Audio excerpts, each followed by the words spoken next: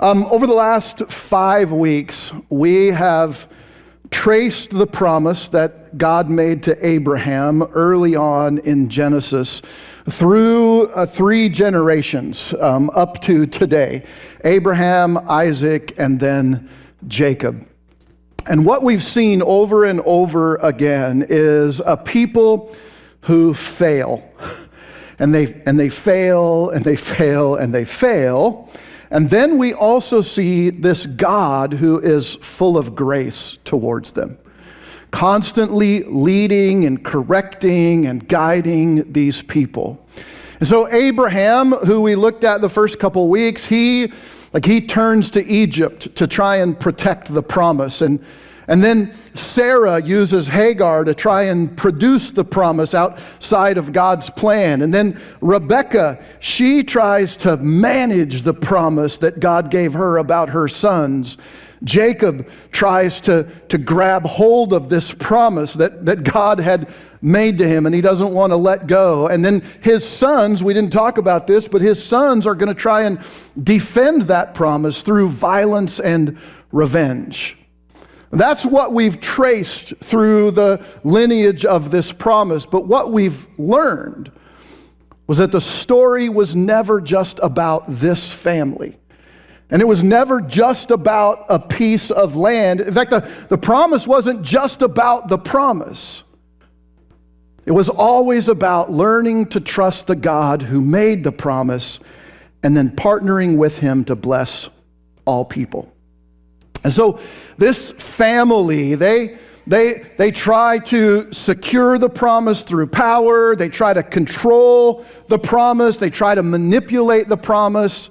And that happens over and over and over again until we get to Jacob's 11th son. Joseph is not considered one of the patriarchs. And so if you go this week and you're like, oh yeah, our pastor talked about the patriarch Joseph. If they're a church person that you're talking to, they're not going to know what you're talking about. Because Abraham, Isaac, and Jacob, they're the patriarchs. Joseph comes later. But his story is so compelling. In fact, he becomes the hinge, I think, to the promise continuing on, not just for Israel, but for everybody. Because Joseph is the first person in this family line who's able to carry the promise forward without trying to control it. And so we're going to spend today looking at Joseph. And I hope that you are at least somewhat familiar with Joseph's story. If you're not, like you're going to be able to figure it out. Like we're going to move through it. I'm going to give you enough context that you're going to be able to figure it out. But what you might want to do later is go back and read the story for yourself, because I think it will make a lot more sense. There's a whole lot more to Joseph's story than we can cover in the few minutes that I have with you this morning. And so if you want to look at his story, it's like Genesis 37, 38, there's some of it. 39 skips to one of his brothers, Judah, and his life, and you'll see that comes back at the end of Joseph's story. And then chapters 40 through 50. And I know you're like, oh my goodness, Pastor, that's so much to read. And I get that, but I'm telling you, Joseph's story is so compelling that you're going to start reading it and you're not going to want to stop. Like it's just that good of a story. So, by the way, if you want to see some notes and some extra information, you can go to reallife.faith. You can click on the watch listen link in the menu, and then click on view media, and there's notes in there that you can follow along with, and lots of other stuff there. So Joseph's story kind of has some similarities to the beginning of Rebekah's story. Rebekah is Isaac's wife. And remember, she gets this message from God about the twin sons that are in her womb. And she gets this message, but she doesn't tell anybody about it. She receives a word of God, from God about her future, but instead of sharing that with her husband and with others, she keeps it quiet. Joseph has a very similar thing. He has 2 dreams at the beginning of his story in those first 2 chapters, 37 and 38 of Genesis. He has two dreams in which God gives him a word about his future. But instead of hiding it like Rebekah does, he shares it. And at first you think, oh, this is good, like he's learning from his family's failures. And so he's sharing this word and this is going to be good. But it's not good. Instead of being praised for sharing the word and like, oh, that's really exciting, God gave you something, God told you something, instead he's punished by his family for sharing this word. And Joseph, what you see in his story is it's not that he doesn't make mistakes along the way.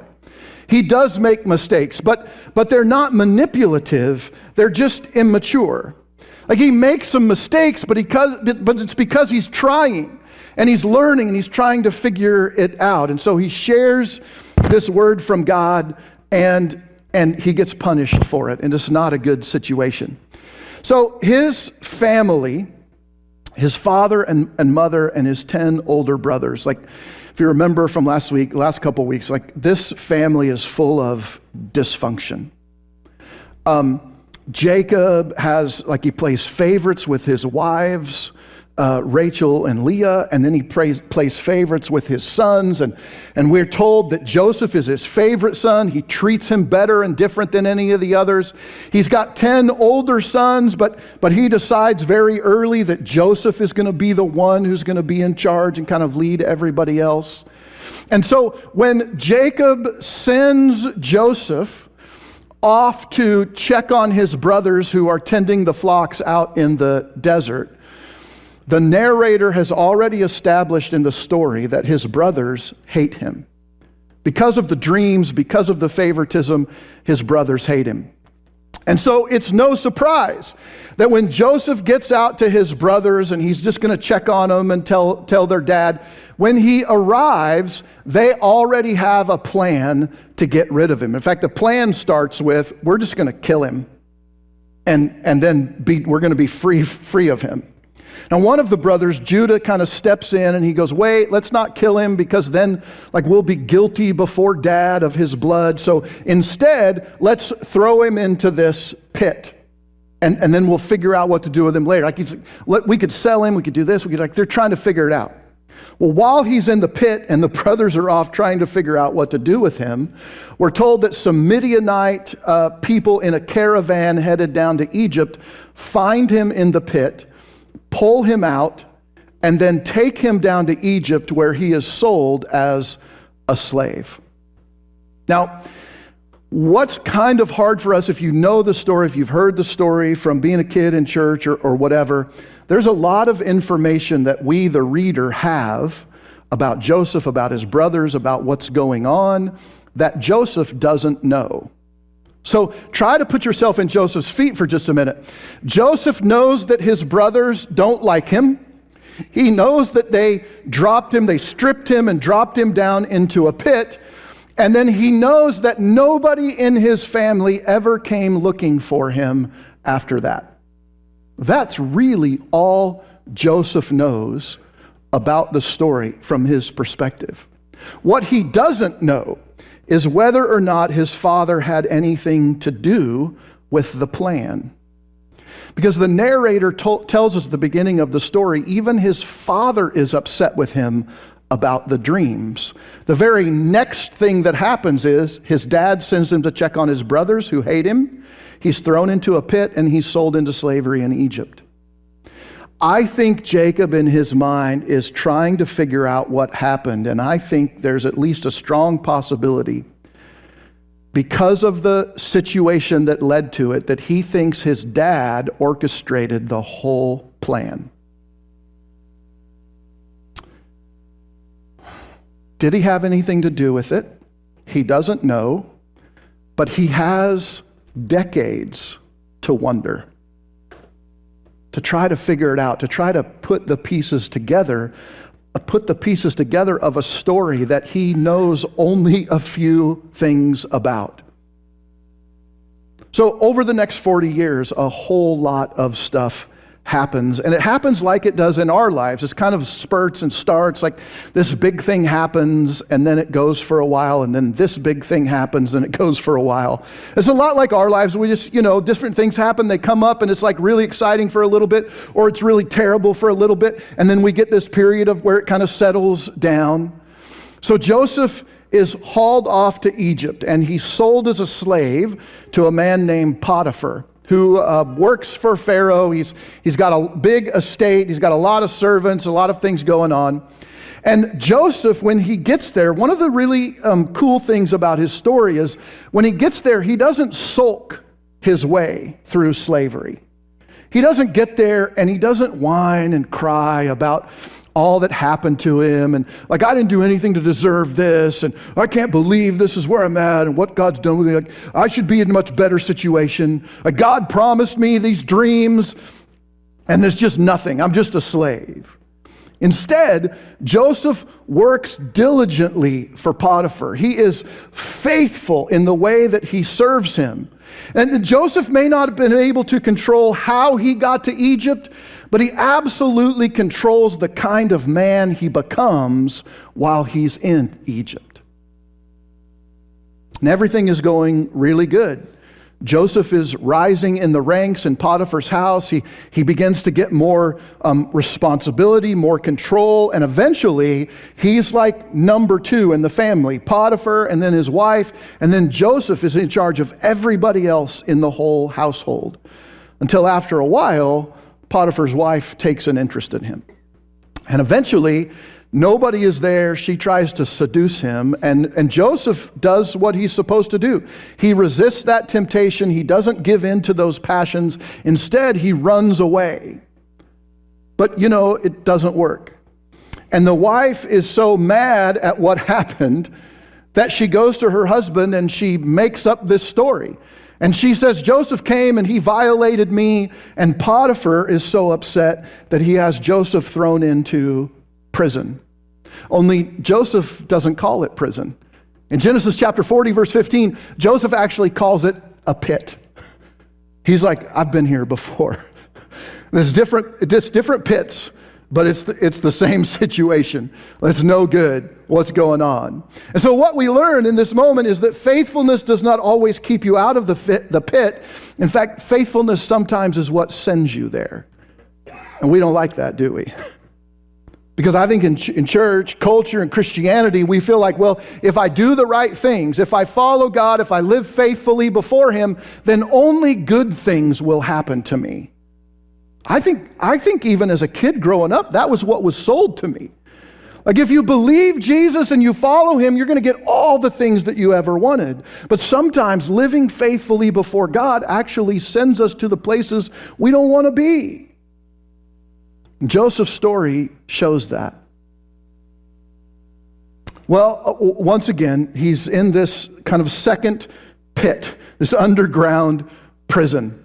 And we're told that just like God was with Joseph in Potiphar's house, He was with him in the prison. I think that's really important to remember, that it doesn't matter which pit you're in, God is there with you.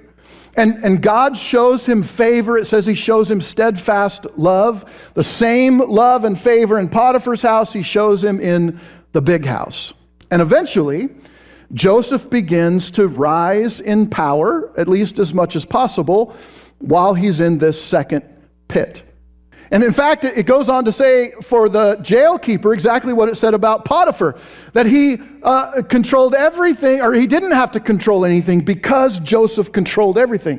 Joseph was so faithful in what he did, the jail keeper didn't have to worry about any of the details. So eventually, Joseph has the opportunity, because of his position, to interpret the dreams of 2 of Pharaoh's servants, a cupbearer and a baker. They both have dreams on the same night. They both tell those dreams to Joseph, and he interprets them. Now, what he asks of at least the cupbearer, because he's the only one that survives his dream, is he says, look, when you get established back in Pharaoh's court, will you tell him my story? Joseph thinks that if the cupbearer goes and tells him that Joseph interpreted this dream and that he was wrongfully imprisoned, that Pharaoh might pardon him and he might get out and be free and maybe be able to do what he wants and live the way he wants. And so he's expecting that he's going to get out any day.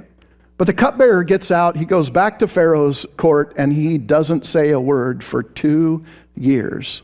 In fact, the cupbearer, it says, completely forgets about Joseph until one night Pharaoh has a dream that none of the wizards in Egypt can interpret. And he's frustrated that nobody can tell him what his dream is. He's ready to kill everybody because nobody can tell him. And then his cupbearer goes, "Oh man, Pharaoh, look, dude, I completely forgot.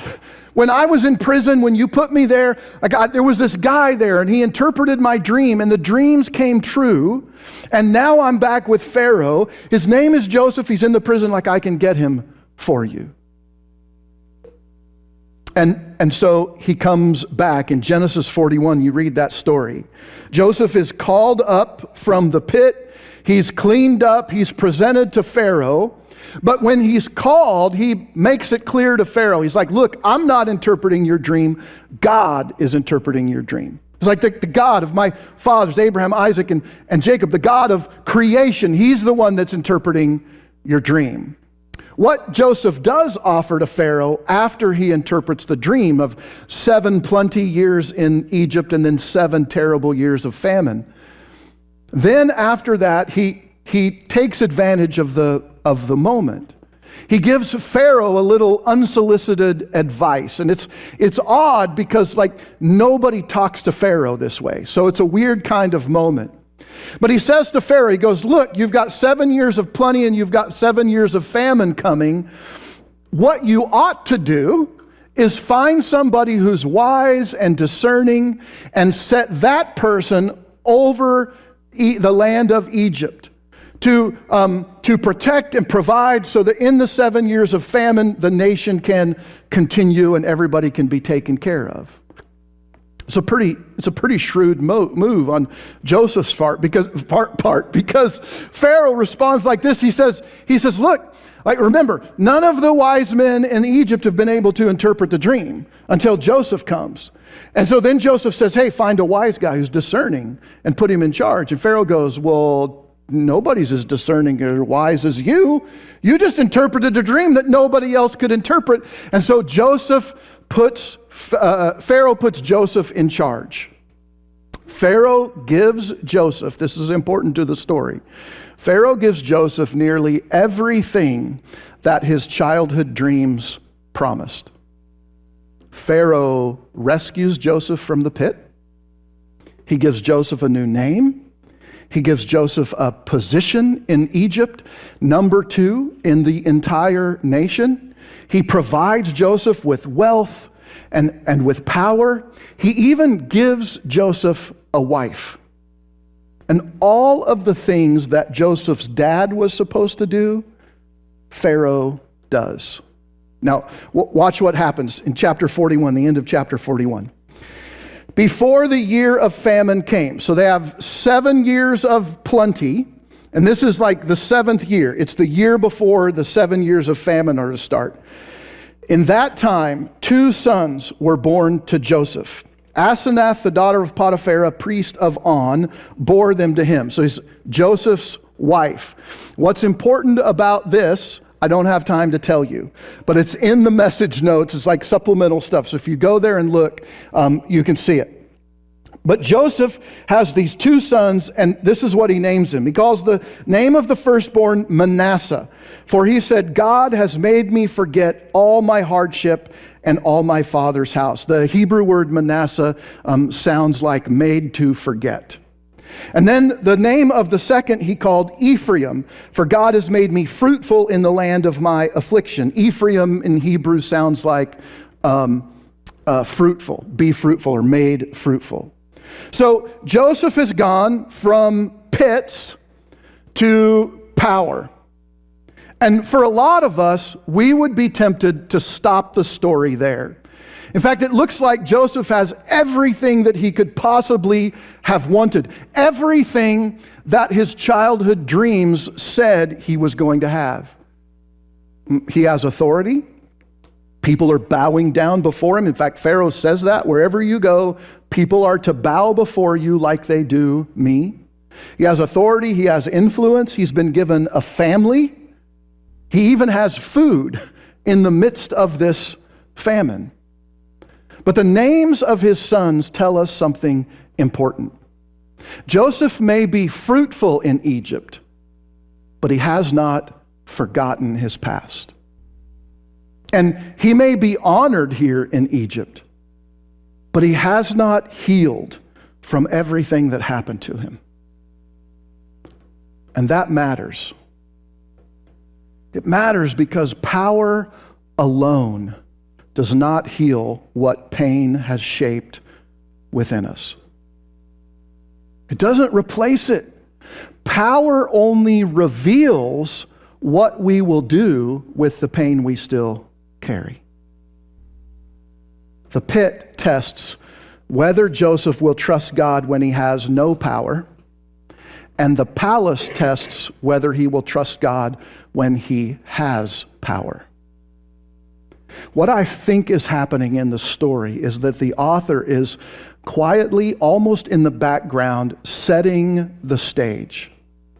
Egypt is trying to replace Joseph's father, his family, and his faith. Egypt gives Joseph a new name, a new family, a new status, and a future in that country. And this is where Joseph's story becomes dangerous for us, because most of us know how to cry out to God when we're in the pit. But what happens when we're not in the pit anymore? What happens when we finally have influence or leverage or money or position, opportunity or control? What happens when the people that have hurt us are suddenly beneath us? That reveals a lot about who we are. And this is the test that Joseph is about to face. I think it might be his biggest test. Because the same famine that lifts Joseph to power is also the famine that finally brings his family back into his life. Now, if you're familiar with the story, again, there's some interesting things that happen when his 10 older brothers come. Joseph, it kind of appears that he's kind of being cruel to them. He does some things that's kind of sneaky, that's kind of underhanded, like what's going on.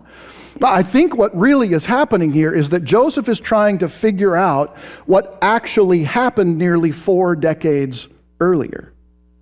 Joseph is trying to piece together why he got thrown in the pit in the first place and sold into slavery in Egypt. And he doesn't know what we know. But there's a moment in the story. And it comes right before Joseph finally reveals himself to his brothers and tells them who he actually is. There's a moment there that I think is the last piece of the puzzle that Joseph has been waiting 40 years for. Let me set the stage. His brothers come the first time, his 10 brothers come. Joseph, they don't know who he is. They think he's just in charge in Egypt. And so he quizzes them carefully, does some things, but he finds out, do they have any more siblings? He finds out he has a younger brother, Benjamin, from his mom, Rachel. He finds out that Jacob is still alive. And so he says, you are not going to see my face again unless you bring your brother Benjamin here. Now that's a whole other can of worms, but eventually Jacob releases the 10 brothers and Benjamin, and they come back to Egypt. And while they are there before Joseph, before this guy, they don't know who he is, Judah has a moment where he is off to the side with Joseph. It's just the two of them talking. And Judah is recounting. He's sharing a conversation that he had back home with their father, Jacob. Again, Judah has no idea that he's talking to his younger brother, Joseph. Here's what he said, Genesis 44. Then your servant, my father, said to us, you know that my wife bore me 2 sons. That's Rachel, the wife that he loved, 2 sons. One left me. And I said, surely he has been torn to pieces, and I have never seen him since. If you take this younger son also from me, take Benjamin also from me, and harm happens to him, you will bring down my gray hairs and evil to Sheol. Like, I'm going to die in pain. If something happens to Benjamin, that's it for me.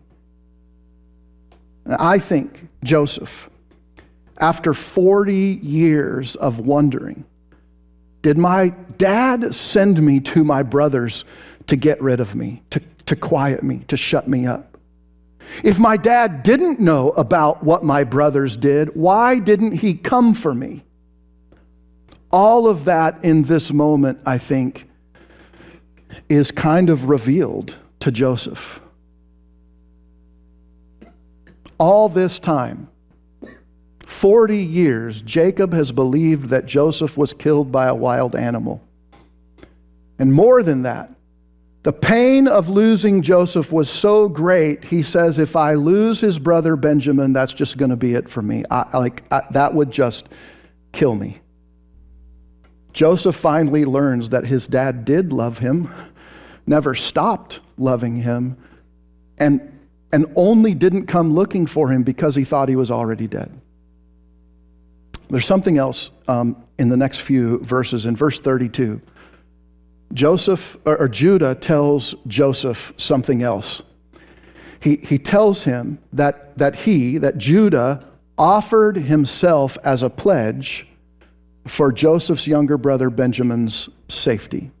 Meaning, Judah steps up to his dad and says, look, if there's an opportunity where this guy in Egypt is going to take Benjamin and keep him, I will take his place. I will sacrifice my life in order to protect Benjamin's life. The brother who once sold Rebekah's son Joseph into Egypt, or at least planned to, now offers himself to save Rachel's other son, Benjamin. Joseph discovers in this one moment that God has not only been forming him, God has been forming his whole family. Even Judah has changed. And this realization is what finally breaks Joseph.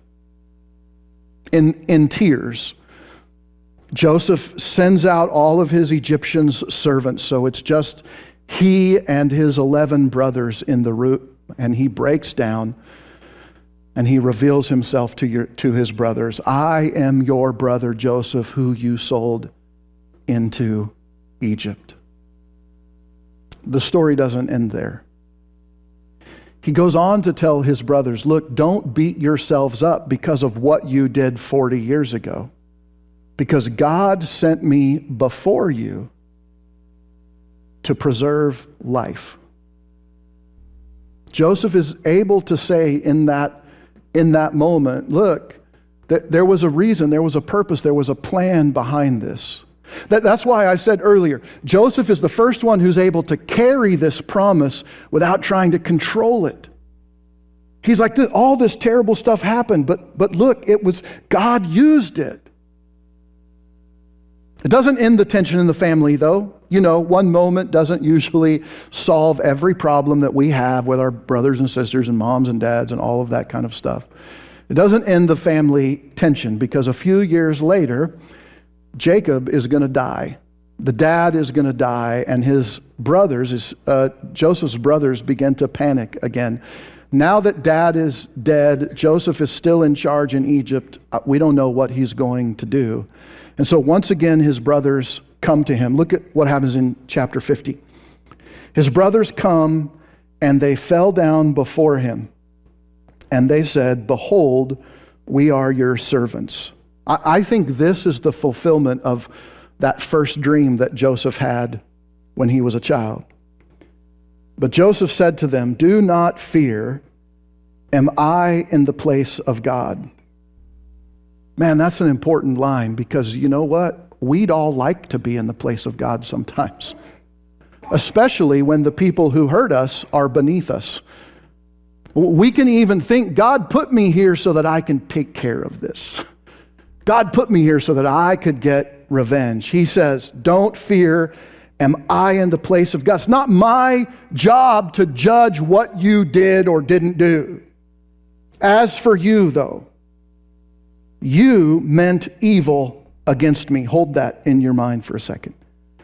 But God meant it for good, to bring it about that many people should be kept alive as they are today. Because Joseph was in charge, and because he was able to amass grain and things in those 7 years of plenty, he was able to help an entire region, not just Egypt and not just Israel, but many people in the land of Canaan, keep them alive during those 7 years of famine. So he says, do not fear. I will provide for you and your little ones. Now this is important because Joseph, this is hard for us. Joseph does not call his brother's actions good. And I think sometimes this is a temptation for us as Christians. He doesn't say, look, it was God's will that all these terrible things happened to me. And so don't worry about it. You're fine. You were just doing what God wanted you to do so that I might end up in Egypt.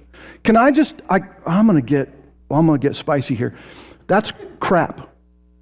As bad as it gets with me, folks. This is not true. This is not true at all. Like, for Joseph to stand there and go, oh, well, God meant for you to hate me and throw me in. Like, all of these are evil things. He's like, God didn't mean for that. It happened. God didn't mean for it. Here's what's going on. He's going, look, your plotting and your protecting of the promise, they were evil. And he calls it out. But here's the important part. He says, look, God was not trapped by your evil schemes. That's the important part. That's the part we got to catch. We tend to want to make everything that happens in our lives, well, it was God's will and he wanted that to happen. Like, no, if there's pain and hurt in your life, that is not what God wanted to happen. But God is able to use that to bring about his purpose, because he is not limited by our schemes and our control of the situation. He can even use the things people mean for evil to bring about his purpose and plan, and that's what's good. And we sometimes got to, like, look, that was evil. What you did, that was evil. But God's not trapped by that. The God I serve, he's bigger than that. And he can bring about good even from evil things. He uses everything to accomplish his purpose, even if he did. I'm like, how can we say that God wanted? There's a point in the story where Judah is talking to Joseph, and he doesn't know it, and he's recounting the story, and he's like, look, when you were in the pit, he doesn't know it's Joseph, but when our brother was in the pit, he was crying out to us from his heart, and we didn't listen to him. We ignored it. Honestly, I think they walked away. I think they went to on the other side of the hill and talked so they wouldn't have to listen to him. Do you think God wanted him to experience that? That was evil. Absolutely not. But God knew they were going to do it, and he used their evil to bring about good. Now look, finally in the story, Joseph knows the truth. He has his brothers firmly beneath him. His childhood dreams have become reality. And Joseph has a decision to make. Do I repeat the family patterns that I was handed, or do I break them? When we finally have leverage, what comes out of us? When we're finally in control, what do we do? The pit tests whether you will trust God when you have no power. And the palace is a test whether what you will do when you have power. And both of those places are important. And God is present in both of them. Some of you this morning right now, you feel like you're in a pit. Maybe it's a relational pit with your spouse or your children. Maybe it's a financial pit. You don't know how you're going to get out of it. Maybe work just stinks, or that, like your neighbor, that you're having a fight with your neighbor or something, and it's terrible. Like, there's a whole lot of things that make us feel like we're in a pit and we can't get out of it. But some of you are here today and like, life's pretty good. You may not be in a palace, but you got money in the bank and job's going well and family seems to be happening, and it's been summertime and you've taken vacations and things have been pretty good. The God of promise is the God of both of those places. Joseph lived out in real time what the Apostle Paul would later learn. He says, I know how to be brought low, and I know how to abound. I know how to have plenty, and I know how to be hungry.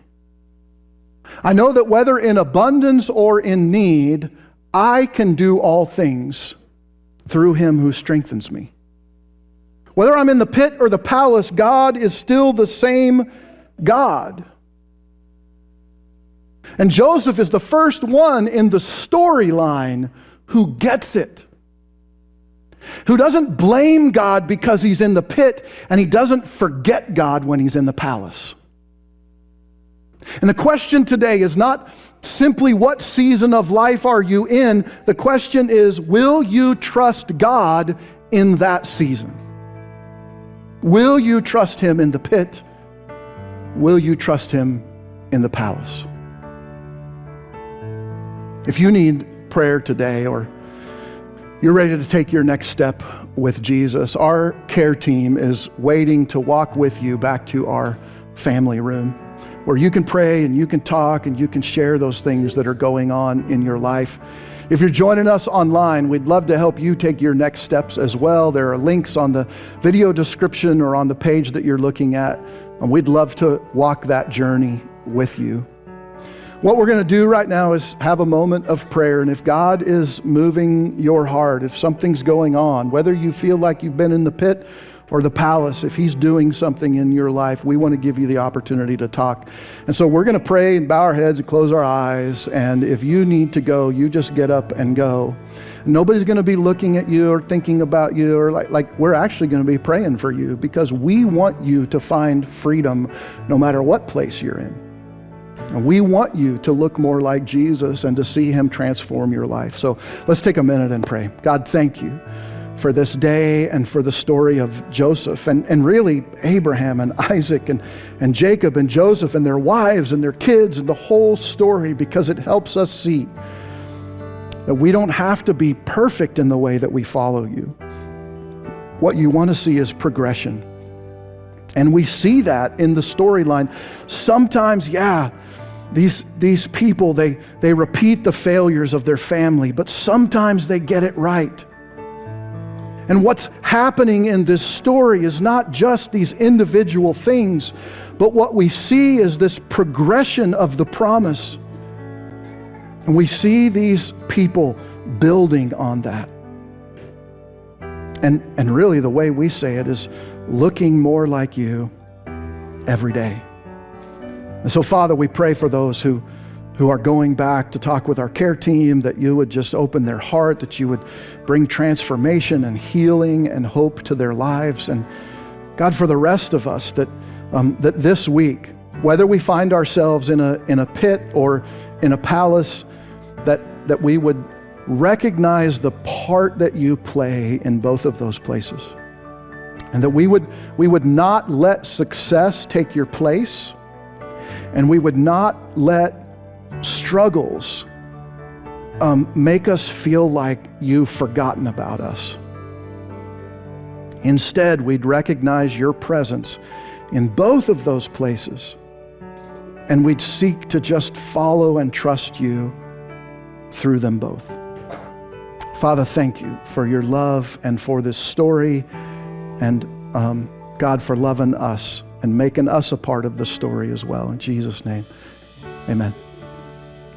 So Joseph lives out the rest of his life in Egypt. But before he died, he made his family promise not to leave him there. The part that Egypt played in Joseph's story gave him a name and a wife and wealth and power. It also gave him a coffin. But Egypt never became the promise for Joseph. And 400 years later, Genesis is going to pick up the story again, and we're told there, it's a very short little verse. It tells us that Moses picked up and carried the bones of Joseph back toward home. We started with this series 6 weeks ago, and one of the things that I said in that very first week was that Abraham was in Egypt, but Egypt was also in him. Like, remember, he left Egypt, but he had Hagar, the Egyptian servant slave, come with him. And it's a struggle that we see over and over and over through the Exodus story and through the Old Testament. It's not just about God getting his people out of Egypt. It's about getting Egypt and this empire and this wealth and this might makes right, taking that out of his people. Joseph was in Egypt, but Egypt was never in Joseph. God had not only preserved the promise, he had formed a family capable of carrying that promise forward. And through Joseph, the promise given to Abraham was already being realized because people were being blessed because Joseph trusted God in both the pit and the palace. I don't know where this week is going to find you. Maybe a combination of both of those places. I hope that you will remember the story of Joseph and you will trust God in the midst of that place, regardless of the circumstances. But you will recognize that God can even use the evil plans of others to bring about his ultimate purpose and plan for your life and for his kingdom. Have really enjoyed this series. I honestly, I could spend a year talking about this story. It's so cool. But we're wrapping it up today, and next week we're going to start a brand new series called Idols. And we're going to talk about the idols that exist in our lives, the things we may not even have thought about. And so the things that replace the promise and replace God in our lives. So I hope you'll join me again next week, and I hope that you'll be praying this week for VBS happening every night for the next 5 days. So thanks for being here. Love you, and I'll see you next Sunday.